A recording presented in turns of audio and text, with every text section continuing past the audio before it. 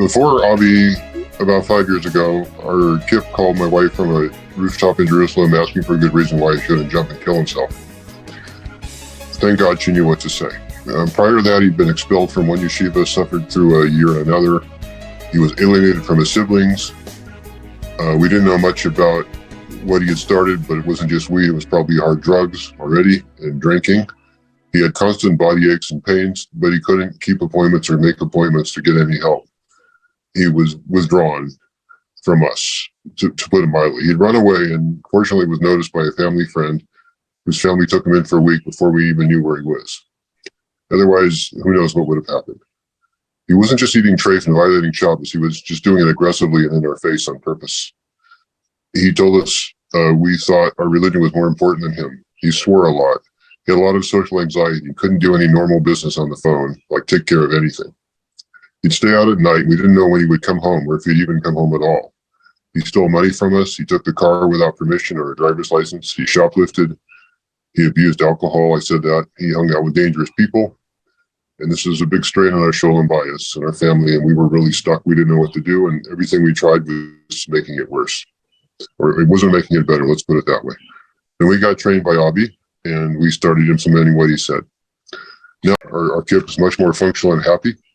He makes and keeps appointments. He finished high school online, which he dropped out of, and he's building his own business doing that.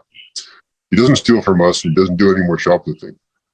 He's much more careful to find good deals on what he wants, and what we always buy things for him. But he's looking that we don't have to spend so much money on his own.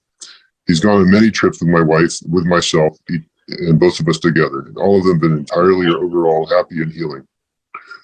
His relationships with his siblings and his nephews are transformed for the good. They were very bad before. He showed lots of kindness, caring, and sensitivity to others. He's in good trauma therapy and gained a very large amount of self-regulation and social skills. He makes and keeps appointments now with chiropractors, with doctors, and everyday things like the cell phone company to work out glitches on his phone. He returns the change if we give him cash to buy things. He has one really good friend and many acquaintances. He works out a lot, has placed high in physique contests. He has a lot of self-confidence. He is no longer hostile to Judaism and asks sincere, intelligent questions about Jewish practices. His drug use is down to some weed, which he seems to be reducing over time. In our family, he's attended Brissom and Upshare, his sister's wedding, and he visited her after she gave birth, all very happily. He's now friendly, appreciative, almost always pleasant to be around. He's spiritual. He has a good sense of humor. And he had none of these things before, or they were suppressed, let's put it that way. All this came about through our hard work under your guidance, Avi, and the KIP Fund helped a ton. The trips and the gifts we gave him as part of the relationship rebuilding were beyond our realistic budget, and it was a real boost to be able to do them.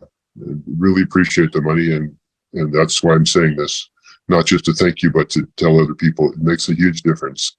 I don't think we could have provided this much healing this fast for him if we didn't have financial help.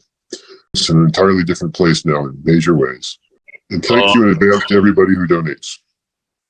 Excellent. Yes, thank you very much to everybody who becomes an ambassador and helps us reach our goal to save more lives. I remember where I was when I got the phone call and you were telling me his state of being so suicidal.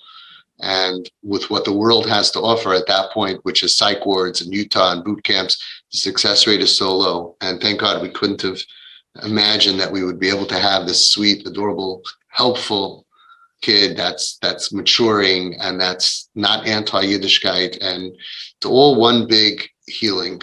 So thank you very much for your testimony.